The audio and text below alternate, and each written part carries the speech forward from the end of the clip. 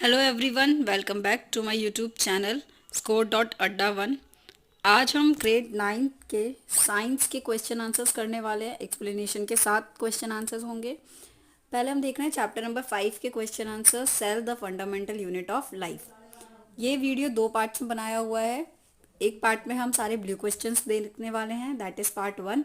With explanation देखेंगे हम सारे क्वेश्चन आंसर्स, और सेकेंड पार्ट में हम एक्सरसाइज के क्वेश्चन आंसर्स देखने वाले हैं। ठीक है, चलिए वीडियो स्टार्ट करने से पहले वीडियो को लाइक, सब्सक्राइब एंड शेयर कर दीजिएगा ताकि आपके और फ्रेंड्स भी वीडियो देखें और उनको भी हेल्प मिले। स्टार्ट करते हैं क्वेश्चन नंबर 1 से। Question number 1 is who discovered cell and how. Cell किसने डिस्कवर किया है और कैसे डिस्कवर किया गया है। देखिए, हम इसमें कुछ इंपॉर्टेंट टर्म्स देख लेते हैं। सेल किसने डिस्कवर किया है, कैसे डिस्कवर किया, समझ लेते हैं। सेल कैसे डिस्कवर किया गया है। सेल 1665 में रॉबर्ट हुक ने डिस्कवर किया था। ईयर याद रखना बहुत इंपॉर्टेंट है, कब किया था। 1665 में रॉबर्ट हुक ने डिस्कवर किया है अपने खुद के बनाए हुए माइक्रोस्कोप में। सेल्फ मेड माइक्रोस्कोप, जो माइक्रोस्कोप किसका बना हुआ था, वुड का बना हुआ था। आप ऐसे भी लिख सकते हो, वुडन माइक्रोस्कोप। वुड का बना हुआ माइक्रोस्कोप था। इसमें उन्होंने हनी कॉम्ब लाइक स्ट्रक्चर्स को नोटिस किया। हनी कॉम्ब मतलब क्या होता है, मधुमक्खी का छत्ता होता है ना, जैसा इस शेप का, इस टाइप के कुछ उन्होंने स्ट्रक्चर्स को देखा। और क्या नाम दिया उन्होंने इस स्ट्रक्चर को, सेल नाम दिया। सेल का मतलब क्या है, अ लिटिल रूम। ठीक है, ठीक है। अब हम इसकी लैंग्वेज देख लेते हैं, आप लैंग्वेज कैसे लिखेंगे। In 1665, Robert Hooke discovered cells while examining a thin slice of cork through a self-designed microscope. He observed that the cork resembled the structure of a honeycomb consisting of numerous tiny compartments. These minuscule boxes are referred to as cells, और उन्होंने इन boxes को क्या नाम दिया था, cells नाम दिया था। चलिए इसी के साथ बढ़ते हैं सेकंड क्वेश्चन पर। Why is cell called the structural and functional unit of life? Cell को structural and functional unit of life क्यों कहा जाता है। देखिए, एक ऑर्गेनिज्म है, वो किससे मिलके बनेगा, ऑर्गन सिस्टम से। ऑर्गन सिस्टम किससे मिलके बने, ऑर्गन से। ऑर्गन किससे मिलके बने, टिश्यूज से। और टिश्यूज किससे मिलके बने, सेल से। ठीक, आया समझ, नहीं आया, चलो फिर से देखते हैं। देखो क्या है, एक सेल है, ग्रुप ऑफ सेल को हम क्या बोलते हैं, टिश्यूज। फिर ग्रुप ऑफ टिश्यूज, टिश्यूज मिलके क्या बनाते हैं, एक ऑर्गन बनाते हैं। अब ऑर्गन जैसे कि स्टमक, आईज, नोज, ये सारे आपके ऑर्गन्स हो गए। ठीक है, अब ये ऑर्गन्स मिलके क्या बनाएंगे, ऑर्गन सिस्टम बनाएंगे। ऑर्गन सिस्टम जैसे कि फॉर एग्जांपल हमने एक ऑर्गन सिस्टम लिया, डाइजेस्टिव सिस्टम। ठीक है, अब वो डाइजेस्टिव सिस्टम कौन कौन से ऑर्गन से बना होगा, स्टमक से बना होगा, यूजोफेगस से बना होगा, इंटेस्टाइन से बना होगा। तो इस तरीके से बहुत सारे डाइजेस्टिव सिस्टम, सॉरी, इसी तरीके से बहुत सारे ऑर्गन सिस्टम है हमारी बॉडी में। ठीक है ना, और ये ऑर्गन सिस्टम कंपाइल होकर क्या बनाते हैं, एक ऑर्गेनिज्म बनाते हैं। तो अगर हमारे पास सेल ही नहीं होगा तो टिश्यूज नहीं बनेंगे। टिश्यूज नहीं होंगे तो ऑर्गन्स नहीं है, ऑर्गन्स नहीं है तो ऑर्गन सिस्टम नहीं है, ऑर्गन सिस्टम नहीं है तो ऑर्गेनिज्म नहीं है। पूरी बॉडी बनाने के लिए, मतलब पूरा एक ऑर्गेनिज्म बनाने के लिए, पूरा एक इंडिविजुअल बनाने के लिए मुझे क्या चाहिए, मुझे सेल चाहिए।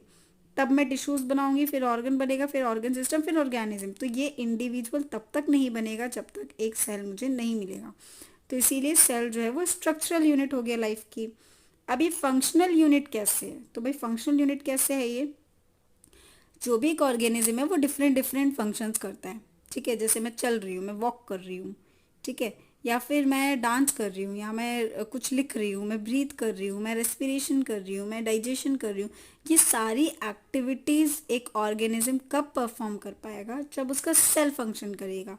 क्योंकि सेल फंक्शन करेगा तभी तो टिश्यूज फंक्शन करेंगे, और टिश्यूज फंक्शन करेंगे तब ऑर्गन फंक्शन कर पाएगा, ऑर्गन तब ऑर्गन सिस्टम, फिर एक ऑर्गेनिज्म फंक्शन करेगा। तो इसीलिए मुझे एक ऑर्गेनिज्म को फंक्शन करवाना है तो मुझे उसके सेल्स को भी फंक्शन में लाना पड़ेगा। इसीलिए सेल जो है वो structural and functional unit of life है। ठीक है, चलो अब हम इसे एक्सप्लेनेशन देख लेते हैं क्या हुआ। Cells form the structure of an entity. A group of cells form a tissue, further an organ and ultimately an organ system. Group of cells क्या बना रहे हैं, organ system बना रहे हैं। They perform fundamental functions and life processes such as respiration, digestion, excretion, etc. in both unicellular and multicellular entities. और ये बहुत सारे functions perform कर रहे हैं। They perform all the activities independently. Hence, cells are referred to as a structural and functional unit of life. इसीलिए cell को structural and functional unit of life बोला गया है. Now let's see question number 3.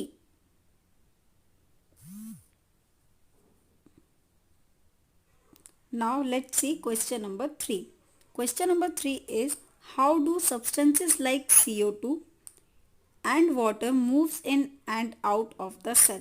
Carbon dioxide and water किस तरीके से cell के अंदर बाहर जाता है. ठीक है, ये देखना है इसमें हमें. तो क्या है भाई, जो भी गैसेस हैं वो कैसे जा रही हैं सेल के अंदर, डिफ्यूजन के थ्रू जा रही हैं. और जो भी वाटर मॉलिक्यूल्स होते हैं वो कैसे जा रहे हैं, ऑस्मोसिस के थ्रू जा रहे हैं. और ये एक रूल फॉलो करते हैं. क्या रूल फॉलो कर रहे हैं, ये हमेशा हायर कंसंट्रेशन से लोअर कंसंट्रेशन में जाएंगे. अब क्या होता है हायर से लोअर का मतलब, नहीं पता मैम. चलिए देखो, हायर से लोअर मतलब क्या है. फॉर एग्जांपल ये आपके पास एक टैंक है और ये आपके पास दूसरा टैंक है. ठीक है, और ये इंटरकनेक्टेड है एक पाइप के साथ. इसमें ज़्यादा पानी है और इसमें पानी कम है. तो पानी कहाँ से कहाँ आएगा, है ना. पानी कहाँ से कहाँ आएगा, ऑफ कोर्स सीधी सी बात है, पानी जो होगा वो जिस टैंक में ज़्यादा पानी है उसमें से आएगा, इसमें से इसमें जाएगा. From higher tank to lower tank. और यही हम क्या बोलेंगे, from higher concentration to lower concentration. यही चीज़ होती है गैसेस में, यही चीज़ होगी वाटर में.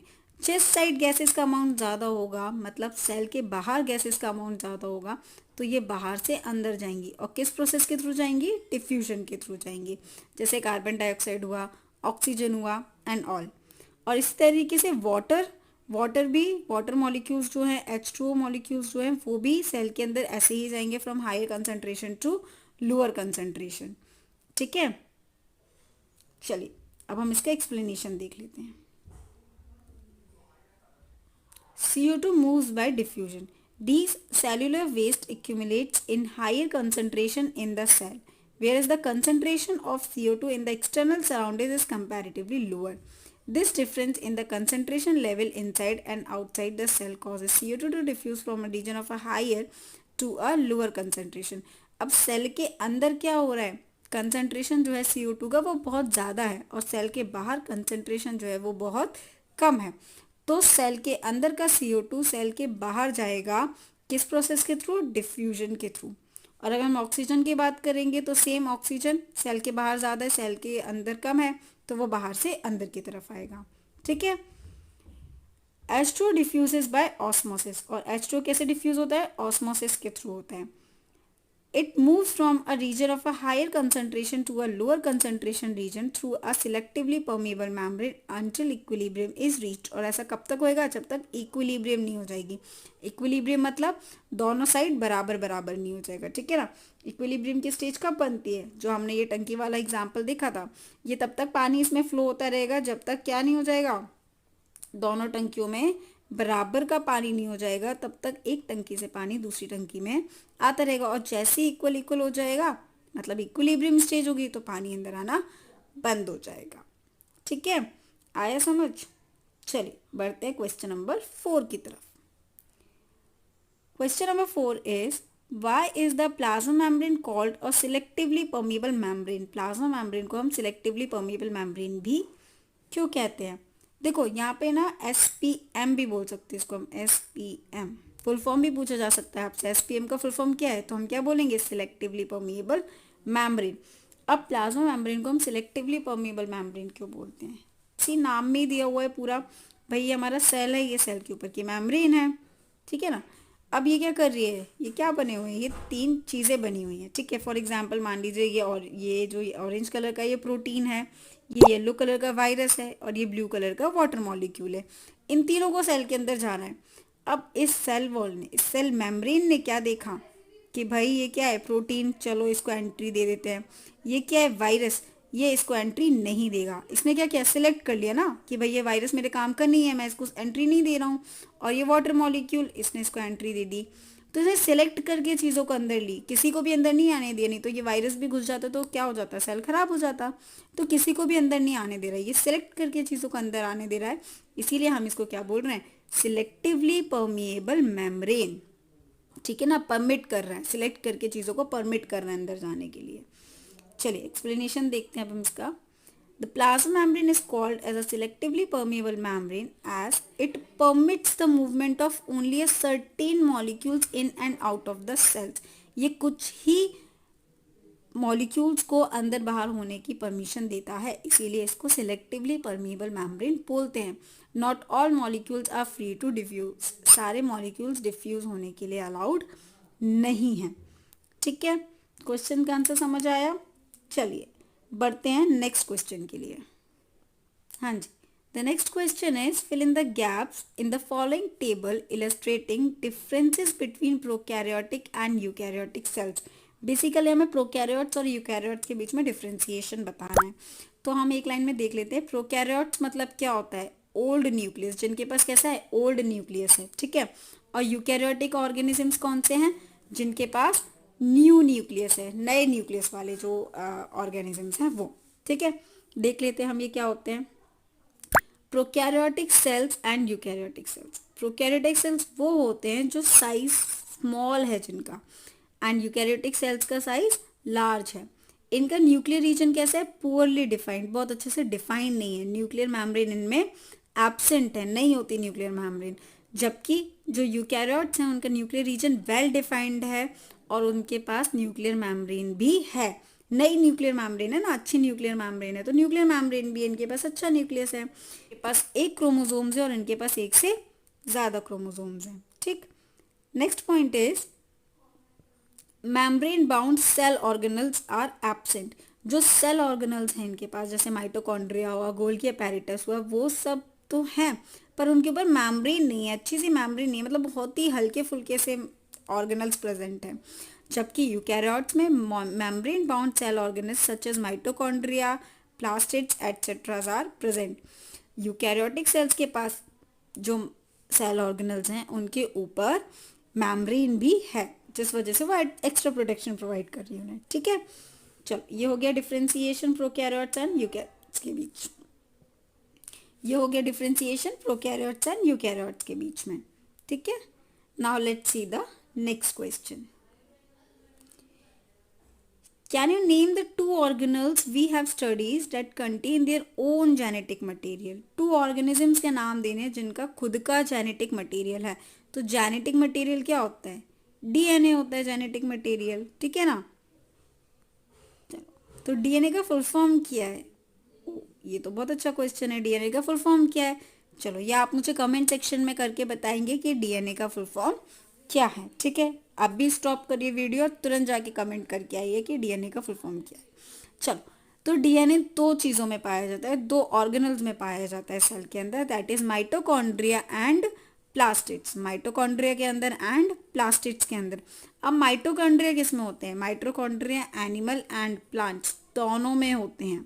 ठीक है, जबकि प्लास्टिड्स सिर्फ एक में होता है, या तो ये एनिमल में या फिर ये प्लांट में। पर ये किस में है ये कौन बताएगा? ये आप मुझे बताओगे।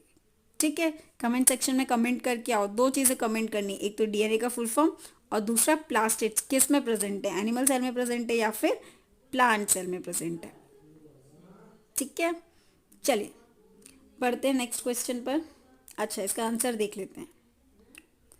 चलिए देखते हैं इसका answer.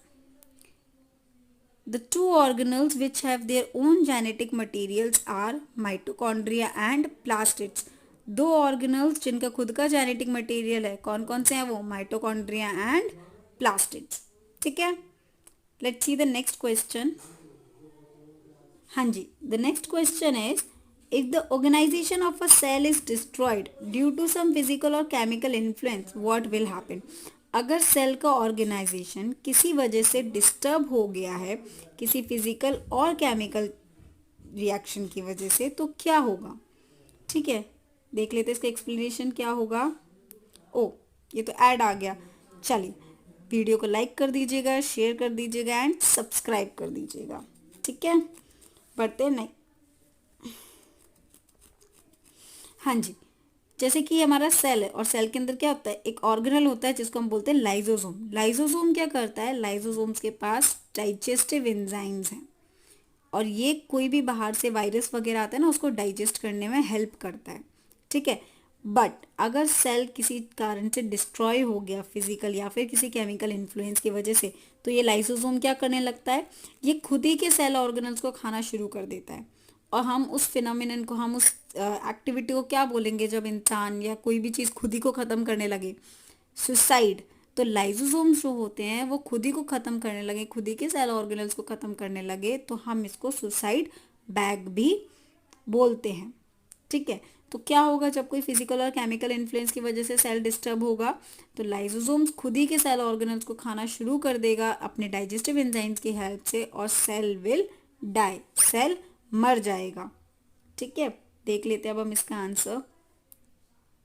In the event of any damage to cells and when revival of cell is not possible, अगर सेल डैमेज हुआ है और वो सही नहीं हो सकता, तो फिर lysosome burst, lysosome will burst, lysosome burst हो जाएगा, फट जाएगा, एंड जो उसके एंजाइम्स हैं वो डाइजेस्ट कर लेंगे खुद ही के सेल्स को। This is why lysosomes are often referred to as suicide bags, इसीलिए लाइसोसोम्स को सुसाइड बैग भी बोला जाता है। ठीक है, बढ़ते हैं नेक्स्ट क्वेश्चन पर। Question number 8 is why are lysosome known as suicide bag. अभी ये जस्ट क्वेश्चन करके आ रहे हैं हम क्वेश्चन नंबर 7। ओ, क्या लिखा है ये, question number 7 same as question 7। ठीक है, यही लिखकर नहीं आना है आंसर, जब भी मिला देखा पेपर में why are lysosome known as suicide bag, लिख दिया सेम एज क्वेश्चन नंबर 7। नहीं, एक्सप्लेनेशन क्या है इसका भाई, कि जो सेल है, सेल के अंदर लाइसोसोम्स हैं, उसमें डाइजेस्टिव एंजाइम प्रेजेंट हैं, और ये डाइजेस्टिव एंजाइम क्या करते हैं, जब सेल में कुछ खराबी हो तो वो खुद ही को खाना शुरू कर देता है, लाइसोसोम बस्ट हो जाता है ना, और खुद ही को खाना शुरू कर दिया, खुद ही के सेल ऑर्गेनल्स को खाना शुरू कर दिया, जिस वजह से इसे सुसाइड बैग भी बोला जाता है। When there is damage to the cells and when revival is not possible, lysosomes may burst and the enzymes digest their own cell. Consequently, lysosomes are known as suicide bag. इसीलिए हम lysosomes को क्या बोलते हैं, suicide bags बोलते हैं। ठीक है, चलो बढ़ते हैं नेक्स्ट क्वेश्चन पे।